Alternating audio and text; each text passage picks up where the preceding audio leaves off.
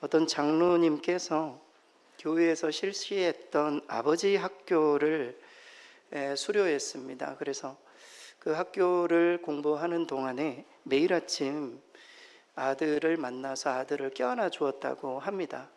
또 학교에서 그것을 숙제로 주고 또 요구를 하기 때문에 아침마다 아들을 껴안고 출근하고 아이들을 볼 때마다 격려했다고 합니다.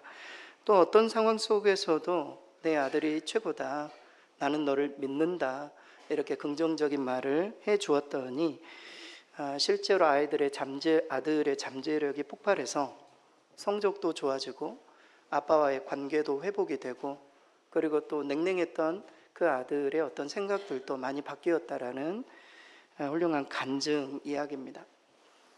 이것을 기독교 심리학에서는 자성적 예언이라고 합니다. 사람들에게 예언의 말씀을 선포하는데 이렇게 말을 해주는 것이죠. 너는 정말 잘할 수 있어. 이게 긍정의 언어뿐만이 아니라 긍정의 언어뿐만이 아니라 이게 성경적이라는 것입니다. 너의 잠재력을 볼 때 앞으로가 훨씬 더 좋아질 것 같아. 이런 이야기들을 아이에게 해주는 것. 네가 내 아들이고 딸이어서 너무나도 기쁘다. 이런 말들을 해주는 것. 자성적인 예언이라고 해요. 그런데 우리는 반대로 이야기를 할 때가 얼마나 많이 있습니까? 네가 할 수 있는 게 뭐니? 너 이렇게 성적 받아가지고 잠이 오냐? 이런 이야기들을 우리는 할 때가 있습니다. 자녀들을 참 아프게 하는 말들이 있죠. 자녀들에게 던지는 칭찬의 말, 그리고 상처의 말 한마디가 자녀의 삶에 절대적으로 영향을 미치기 때문에 어린 자녀들을 둔 부모 세대는 이 사실들을 정말 명심하고 아이들에게 가능한 한 긍정적인 언어로 희망적인 어떤 표현들을 아이들에게 꼭 해줘야 할 것입니다. 그런데 이런 자성적인 예언을 실천할 수 있는 최고의 방법은 무엇인가? 그것은 바로 부모의 자녀에 대한 축복 기도예요. 우리가 몇 마디 이렇게 긍정적인 말을 하는 것보다 훨씬 더 영향력을 미치고 또 아이들의 미래까지도 참 이렇게 영향력을 끼치는 게 부모님의 축복 기도입니다. 성경에 나오는 축복 기도 두 가지를 소개해 드리고 싶습니다. 내가 자녀들을 위해서 이미 커버렸지만 자녀들을 위해서 어떤 축복의 기도를 아침마다 할 수 있을까? 두 가지 성경 구절을 소개해 드리고 싶어요. 첫째는 민수기 6장의 말씀입니다. 민수기 6장 24절에서 26절에 보면 제사장이 이른 아침에 이스라엘 백성들을 향해서 축복하고 하루를 시작하는 그 기도, 그 축복의 기도문인데요.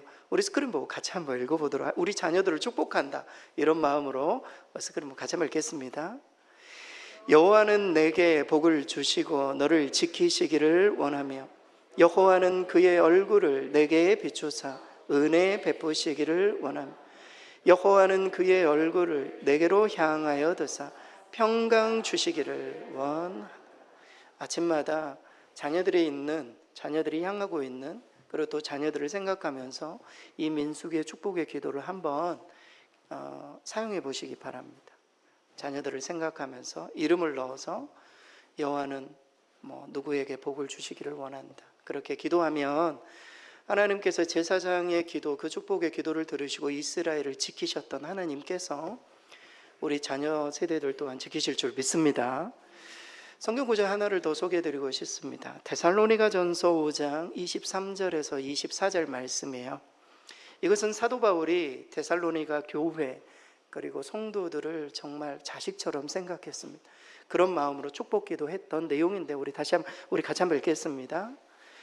평강의 하나님이 친히 너희를 온전히 거룩하게 하시고 또 너희의 온 영과 혼과 몸이 우리 주 예수 그리스도께서 강림하실 때 흠없게 보존되기를 원하노라.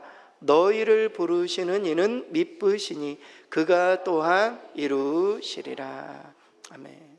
이 축복의 기도로, 오전에는 아론의 이 제사장의 기도, 저녁에는 이 축복의 기도로 하나님 앞에 기도해서 우리 자녀들 하나님께서 보존하시고 주님이 오시는 날까지 혼과 영과 육체를 하나님께서 온전케 해주셔서 하나님의 뜻 가운데 거할 수 있도록 우리 부모 세대는 우리 자녀들을 위해서 축복의 기도하는 것이 자성적인 예언의 가장 중요한 실천이다. 여러분 꼭 잊지 마시기 바랍니다. 여러분, 오늘 본문의 내용은 우리 성도님들이 너무나도 잘 아는 내용이에요. 예수님께서 어린아이들이 내게 오는 것을 금하지 말고 용납해라. 어린아이들을 받들지 아니하는 자는 천국에 들어갈 수 없다. 이렇게까지 말씀하시면서 어린아이들에 대한 교훈뿐만이 아니라 어린이들을 대하는 부모 세대, 그러니까 우리 세대가 어린이들을 통해 어떤 교훈을 얻을 수 있는지 말씀을 보여주고 있습니다. 특별히 오늘 말씀에 어린아이와 같이 되지 아니하면 결단코 천국에 이룰 수 없다. 어린아이와 같이 된다는 것은 어떤 의미일까? 우리 어른이 어떻게 어린이처럼 될 수 있나? 그런 의미가 아니라 어린아이와 같은 자세, 어린아이와 같은 태도로 예수님을 대하는, 하나님을 대하는 그 태도를 배울 것을 우리 주님이 교훈해 주고 있습니다. 그래서 오늘 말씀을 통해 어린이를 통해 우리가 어떤 교훈을 배울 수 있는지 몇 가지를 소개해 드리고 싶습니다. 첫째로 어린아이와 같이, 이 뜻은 어린아이처럼 어린아이가 부모님을 의지하듯이 우리가 하나님을 의지해야 된다. 이 부분을 교훈해 주고 있어요. 그럼 우리가 하나님을 전적으로 어린아이가 부모님을 의지하듯이 하나님을 의지하지 않게 되면 천국에 이룰 수 없다. 이렇게까지 교훈하십니다. 오늘 본문의 17절 말씀, 우리 스크린 같이 한번 읽겠습니다. 내가 진실로 너희에게 이르노니 누구든지 하나님의 나라를 어린아이와 같이 받아들이지 않는 자 결단코 거기 들어가지 못하리라 하시니라. 어린아이와 같이 받아들이지 않는 자. 여러분, 여기서 이 17절에 등장하는 어린아이, 이 헬라어 단어는 파이디온이라는 단어입니다. 정확한 의미는 소년을 의미해요. 그러니까 그 초등학생 정도가 되는 아이들을 의미하는 그런 단어입니다. 그런데 오늘 본문의 시작을 보여주는 15절에 어린 아기들을 데리고 왔어요. 그러니까 부모님들이 어린 아기들을 데리고 와서 예수님께서 기도해 주시기를 요청하고 있는 내용이죠. 그래서 그 어린 아기가 여기에 나오는 어린 아이와 동의어다. 저는 그렇게 해석하고 싶어요. 이 어린 아기는 누구인가? 브레페라는 단어예요. 이 어린 아기는 갓난아이를 의미해요. 젖먹이 아이. 그러니까 이 어머니가 이 젖먹는 이 어린 아이를 데리고 와서 예수님께 기도받기를 요청하는 그런 내용이 되겠습니다. 따라서 오늘 본문에 어린아이와 같이 되지 않는, 어린아이와 같이 된다, 이런 표현은 젖먹이 어린아이가 젖먹이 어린아이가 부모님을 의지하듯 우리 모두도 어린아이처럼 하나님을 의지해야 천국에 들어갈 수 있다. 이렇게 해석해 볼 수 있습니다. 여러분, 실제로 젖먹은 어린아이에게 엄마는 정말 절대적인 존재입니다. 아빠는 그걸 못 느낄 때가 있어요. 근데 이 젖을 먹이는 어머니에게 있어서 이 아이는 어머니를 절대적인 존재로 여깁니다. 부모님을 전적으로 의지하기 때문에 엄마가 곁에 있으면 안심을 하게 되고, 엄마가 눈에 보이지 않으면 계속적으로 우는. 저도 어렸을 때 엄마가 저를 이발소, 지금으로 말하면 미용실이죠, 이발을 깎기 위해 제가 한 5살 정도 됐던 기억이 나요. 엄마가 이 이발소에 맡겨 두시고 일하러 가셨어요. 제가 이발을 하는 그 모든 순간을 계속 울었던 기억이 나요. 어렸을 때 너무나 많이 울었던 기억들이 다 있지 않습니까? 엄마가 내 눈에서 사라졌을 때, 부모님이 내 눈에서 사라졌을 때. 여러분, 의존하는 관계라는 것은 그런 겁니다. 하나님을 의지하고 어린아이처럼 부모님을 의지한다라는 것은 부모님이 사라졌을 때 우는 관계예요. 여러분, 그래 본 적이 있나요? 하나님이 우리 앞에서 사라졌을 때, 하나님이 없다고 느낄 때 여러분 울어보신 기억이 있으십니까? 어린아이와 같은 믿음은 그런 믿음을 의미해요. 저희 막내는 이제 많이 컸어요. 그래서 올해 유치원에 다니고 있습니다. 그런데 유치원에 간다고 했을 때 애가 유치원이 어떤 곳인지 몰랐어요. 그 전날까지도 싱글벙글 하더라고요. 유치원을 보냈죠. 유치원에서 9시 반부터 오후 4시까지. 그러니까 한 번도 그렇게 떨어져 본 적이 없던 아이가 유치원에서 이제 엄마가 떨어지고 지내본 거죠. 그리고 찾으러 이 엄마가 갔을 때 이 아이가 눈이 그냥 빨개가지고 유치원에서 계속 울었던 겁니다. 지금도 마찬가지라고 해요. 선생님한테 물어보면 애가 막 아이들하고 정신없이 놀다가 갑자기 운다는 거예요. 왜 울죠? 엄마가 생각이 나는 겁니다. 왜 엄마가 주변에 없는 거지? 그리고 찾아가면 계속 울고, 그래 일주일 내내 떨어지지 않고 내일 뭐 유치원 가기 싫다고 울고, 갈 때 울고, 유치원에서 울고, 만났을 때 울고, 저녁에 자면서 울고, 트라우마가 생길 정도로 그래요. 여러분, 하나님 앞에 그런 적이 있냐고요? 하나님과 떨어진 관계 속에서 마치 어린이처럼, 어린아이처럼 하나님과의 어떤 그런 관계 안에서 하나님이 마치 멀어진 듯 할 때 우리 하나님 앞에 어린아이처럼 그렇게 울어본 적이 있는가? 하나님을 나는 정말 의지하는가? 하나님은 나에게 어떤 분이신가? 하나님이 없이도 나는 살아갈 수 있는 존재라면 오늘 말씀은 말하고 있어요. 어린아이와 같이 하나님을 의지하지 않으면 결단코 천국에 이룰 수 없다. 나는 그렇게 하나님을 의지하는 존재인가? 여러분, 정말 이 어린이를 통해서 우리가 배워야 할 하나님 나라의 첫 번째 원리는 의지예요. 그리고 의존이에요.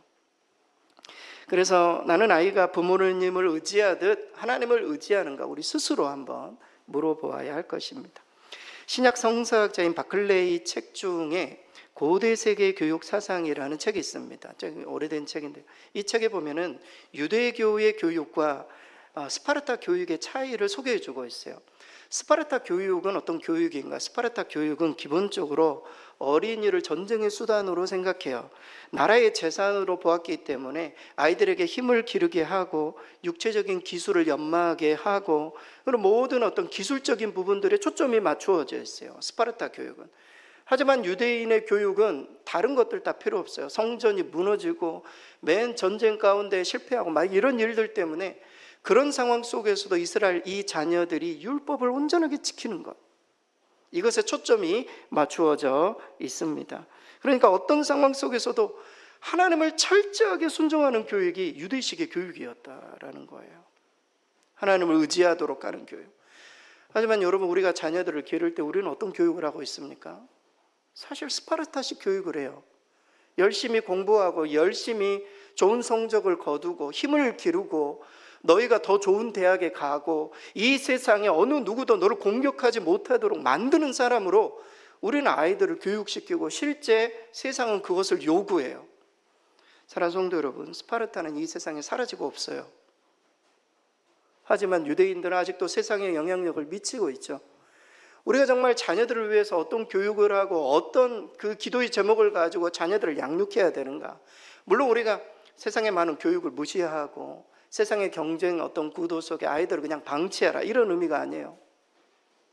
아이들이 정말 주님을 의지하는 자녀로 키울 수 있도록 우리는 정말 뜨겁게 기도하고 우리가 저 삶의 모습 본을 통해서 우리도 하나님을 의지하는 주의 백성들이 될 수 있도록 아이들을 가르칠 때 아이들은 끝까지 주님을 의지하는 백성으로. 여러분, 아이들이 매 성공 과도만 달릴 수는 없잖아요. 아이들이 언젠가는 실패할 것이고 언젠가는 낙심할 것이다. 우리가 똑같은 비슷한 어려움들을 겪을 거예요. 그때 그가 세상을 의지할지 하나님의 손을 붙잡을지. 우리 아이들을 어렸을 때 누구를 의지하는 아이들로 키우는가, 이것이 부모 세대에게 달려있다는 겁니다. 어린이들을 통해서 우리가 어떤 교훈을 얻을 수 있는가? 주님을 전적으로 의지하는, 우리 모두도 주님을 전적으로 신뢰하는 그런 성도들이 될 수 있도록 이 어린이들을 통해서 이 교훈을 꼭 받으실 수 있기를 바랍니다. 두 번째로 어린아이와 같은, 이 표현은 어린아이와 같은 겸손함을 배워야 함을 말해줍니다. 어린아이와 같이 겸손하지 않으면 하나님 나라에 이룰 수 없다, 성경은 말해요. 오늘 본문의 17절 우리 스크린 보고 같이 한번 읽겠습니다. 누구든지 하나님의 나라를 어린아이와 같이 받아들이지 않는 자는 결단코 거기 들어가지 못하리라 하시니라. 오늘 누가복음 18장의 이 본문의 내용은 앞선 본문과 연결되어 있어요. 그래서 바로 앞선 본문에는 바리새인의 기도가 등장하고 세리의 기도가 등장합니다. 이게 연결되어 있어요. 그러니까 우리가 하나님의 은혜를 받기 위해 갖추어야 될 태도는 바리새인과 같은 교만함이 아니라 세리와 같은 겸손한 기도, 하나님을 의지하고 낮은 마음으로 주님 앞에 간구하는 기도가 중요한, 그러면서 이 어린아이의 교훈이 등장해요. 이 어린아이와 같은 마음으로 주님 앞에 겸손하게 낮아질 때 하나님의 천국을 경험하고 진짜 그 좁은 길을, 좁은 문을 우리가 들어갈 수 있음을 예수님께서는 교훈해 주고 있습니다. 여러분, 실제로 어린아이들은 겸손할 수밖에 없습니다. 힘도 없고 돈도 없고 아는 것도 없고 자격도 없고 연약하기 때문에 자기 자신을 낮출 수밖에 없어요. 여러분, 우리가 언제 가장 낮아집니까? 언제 가장 가난해지나요? 우리의 모든 것들이 다 사라졌을 때, 이거 뭐 겸손하지 않을 수가 없는 상황이 생길 때 우리는 낮아질 수밖에 없는 것입니다. 오늘 이 자리에 예배드리는 분들 중에 가장 겸손한 사람은 누구일까요? 확률적으로 가장 나이가 어린 아이예요. 가장 겸손한 아이예요. 뭐 아무것도 없잖아요. 하나님 앞에 그냥 말하면 말하는 그대로 순종하며 들을 수밖에 없는 아이들.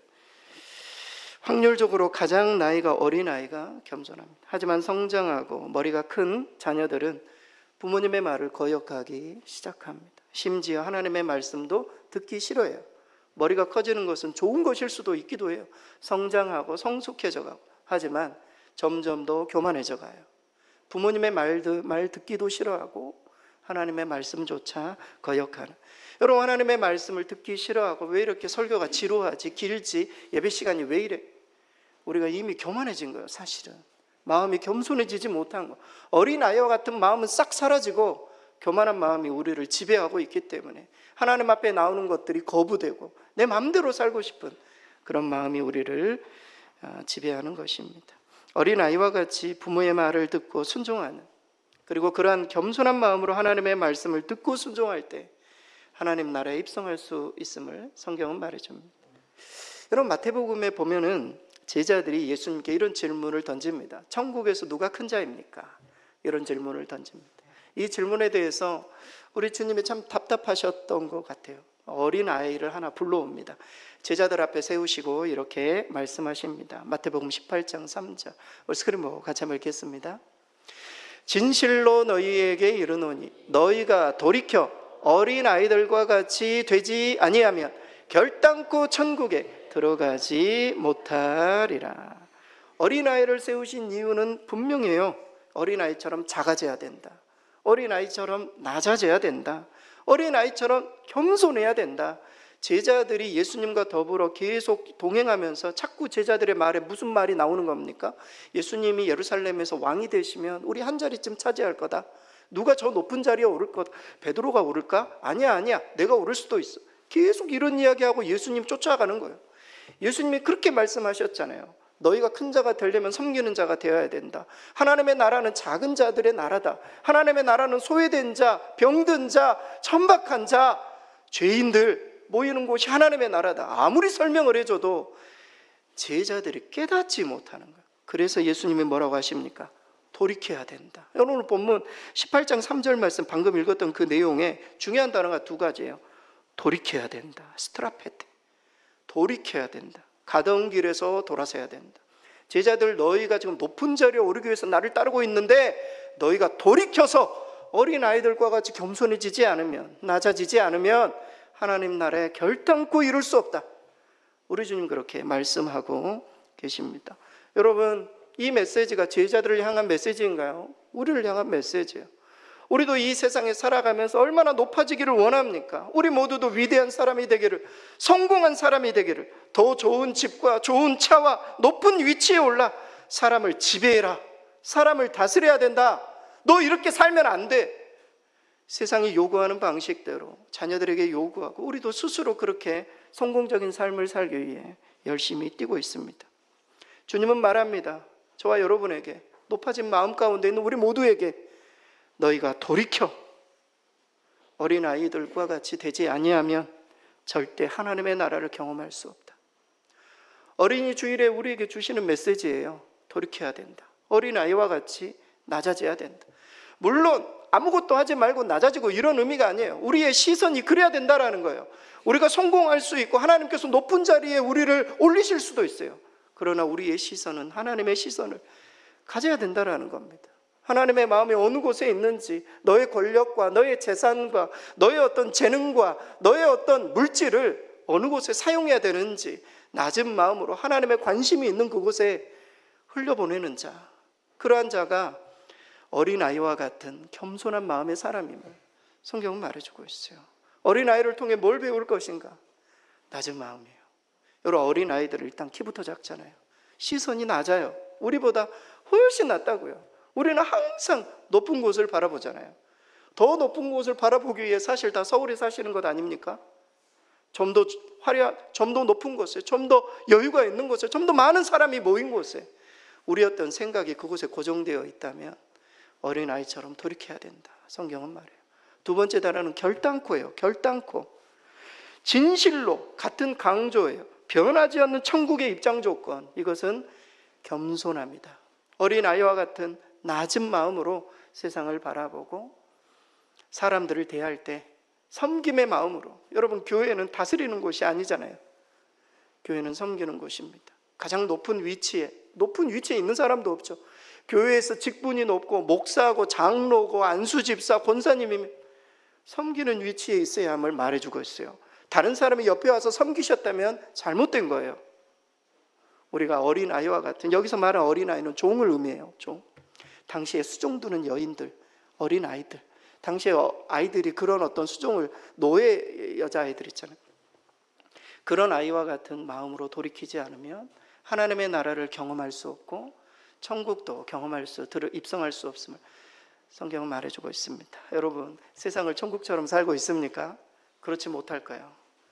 우리 모두가 교만하기 때문에, 내가 내 삶의 주인이어서 내 마음대로 행하기 때문에 하나님의 나라가 무엇인지 깨달을 수도 없고 입성할 수도 없는 우리 주님이 어린이 주일을 통해서 우리에게 겸손하라고 말씀합니다. 마지막으로 어린아이와 같은 이 마음은 단순함을 뜻하는 단어예요. 어린아이와 같은 순수함과 단순한 마음이 있어야 하나님의 나라를 경험할 수 있다, 성경은 말합니다. 단순하게 말씀을 받아들여야 된다라는 의미예요. 오늘 본문의 17절 우리 마지막으로 함께 읽겠습니다. 누구든지 하나님의 나라를 어린아이와 같이 받아들이지 않는 자는 결단코 거기 들어가지 못하리라 하시니라. 이 본문의 메시지 성경, 그러니까 여러 번역본들이 있는데 메시지 성경은 이렇게 번역하고 있어요. 명심하여라. 너희가 하나님의 나라를 아이처럼 단순하게 받아들이지 않으면 절대로 그 나라에 들어갈 수 없다. 단순하게 받아들이지 않으면. 여러분, 당시에 예수님 당시에는 단순하게 예수님을 따르는 사람들이 많지 않았던 것으로 보입니다. 주변의 사람들이 다 계산하고 따르고 있어요.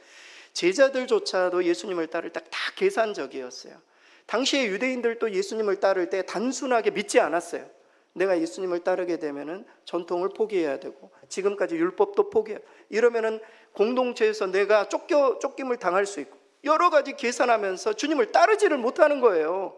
여인들도 그렇지, 제자들 외에는 주님을 온전하게 따랐었던 사람들이 그렇게 많지 않았어요. 너무 계산적이기 때문입니다. 여러분, 우리도 금요일마다 복음을 전해요. 복음을 전하고 교회에 나오세요, 예수님 믿으세요, 이렇게 하면 사람들이 받을 때 머릿속에 계속 계산하고 있는 것들을 보거든요. 내가 교회 나가면 어떻게 될까, 뭐 여러 가지 계산적. 오늘도 마찬가지일 거예요. 말씀을 들을 때에 여러분, 우리가 성인이 된다는 것은 상당히 논리적이고 계산적이고 모든 것들을 다 이렇게 눌러본다라는 것을 의미하는 거거든요. 아이들은 절대 그렇지 않습니다. 예수님께서 아이들을 보셨을 거예요. 아무런 어떤 계산 없이 단순하게 예수님을 만나고자, 예수님의 이야기를 듣고자, 예수님이 나를 만져주고자 단순하게 찾아오는 이 아이들을 보면서 아이들과 같이 단순해지지 않으면 너희는 절대 하나님의 나라를 경험할 수도 없고 복음을 받아들일 수도 없다, 이 메시지를 주고 있는 것입니다. 하나님 나라의 필요 충분 조건, 단순함이다, 성경은 말해주고 있습니다. 제가 근래 만난 분 중에 그분하고 이렇게 대화를 하면은 여러 가지 상식적인 이야기들, 그리고 또 어떤 정보에 대해서 어디서 그렇게 정보를 얻으셨는지 제가 알고 있는 정보가 틀렸다고 그러면서 계속 가르쳐 주시는 분이 계세요. 너무 유익하시더라고요. 그래서 만나서 이야기를 하면 왜 그 아메리카노라고 하냐면 아메리카노의 그 어원에 대해서 막 설명해 주시고 그리고 또 어떤 나라에 대해서는 그 나라에 대해서도 이렇게 박식하세요. 그래가지고 설명을 들을 때마다 유익하고 기분은 좋은데 제 동심이 사라져요. 아니, 좀 넘어갈 것은 좀 적당히 넘어가고 뭘 이런 것들을 이렇게 따지면서 이렇게 이야기하시면서 틀렸다라고 이야기를 하는 거예요. 그래서 틀린 것은 알겠는데요. 그러면서 본인이 너무 많이 알고 있으니까, 그러니까 제 동심이 사라지는, 그냥 적당히 넘어갔으면 좋겠는데 막 그렇지 않고 하나하나 꼬치꼬치 따지면서 틀린 것과 옳은 것을 이렇게 딱 분간하는 이런 분들을 제가 이제 점점, 저도 이제 우리 성도님들 훨씬 더 연세가 많으시지만 저도 나이가 들면서 좀 더 좀 심플해지고 싶다는 생각이 들었어요.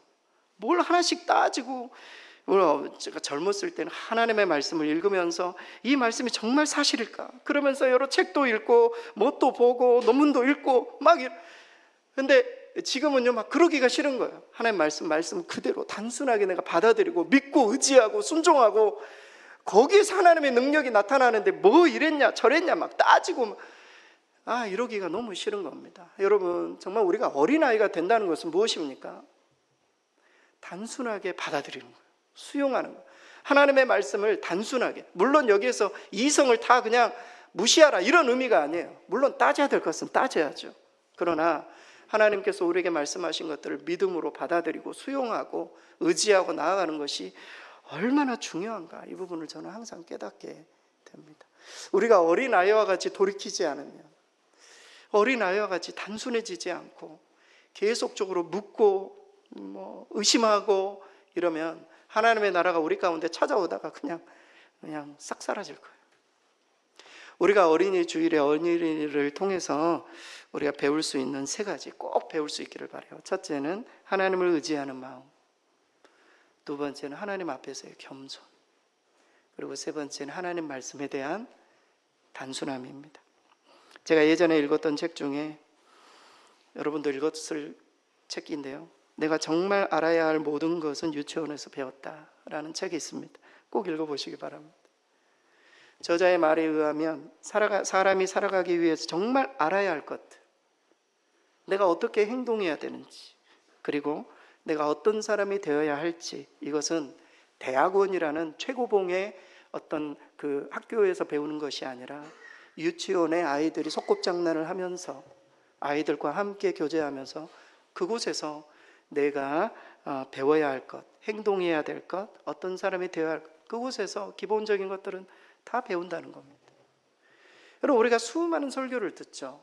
우리가 어떻게 하면 하나님의 나라에 이룰 수 있는가, 많은 것들을 배울 수 있어요. 하지만 우리는 아이들에게서 훨씬 더 많은 것을 배워요. 아이들에게서, 우리 가장 가까운 아이들에게서. 아이들이 얼마나 단순한가, 아이들이 얼마나 겸손한가, 아이들이 얼마나 부모님을 의지하는가, 이런 것들을 통해 우리가 정말 하나님 나라 백성이 되기 위해 하나님을 의지하고 아이들처럼 겸손하고 아이들처럼 단순해야 하나님의 나라가 우리 가운데 임할 수 있다. 성경 그렇게 말해주고 있습니다. 어린이날, 어린이를 통해 이 3가지를 꼭 갖추어서 하나님의 백성 되어 하나님의 나라에 이르시는 저 여러분 되실 수 있기를 바랍니다.